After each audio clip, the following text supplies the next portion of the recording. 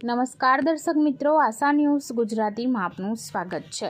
સમાચારમાં વાત કરીએ તો ભરૂચ જિલ્લા પોલીસ વડાએ વાગરા તાલુકામાં લોકસંવાદ યોજ્યો।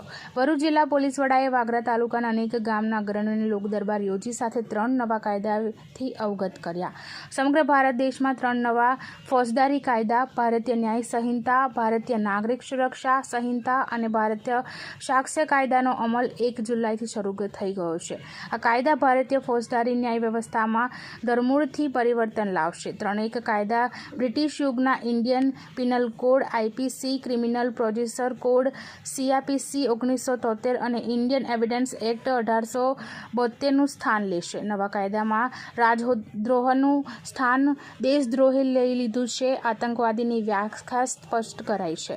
મોબ લિન્ચિંગ અને રાષ્ટ્રીય સુરક્ષાને જોખમમાં નાખનાર ગુનાઓ, મહિલાઓ, બાળકો પર જાતીય ગુનાઓની સજાને વધુ આકરી બનાવાઈ છે। આ કાયદાઓનો આશય કાયદાકીય વ્યવસ્થાને આધુનિક જરૂરિયાતોને અનુરૂપ બનાવવાનો છે। દેશમાં 1 જુલાઈથી અમલમાં આવેલા 3 નવા કાયદાઓમાં થયેલા ફેરફાર અમલમાં મૂકવામાં આવ્યા છે।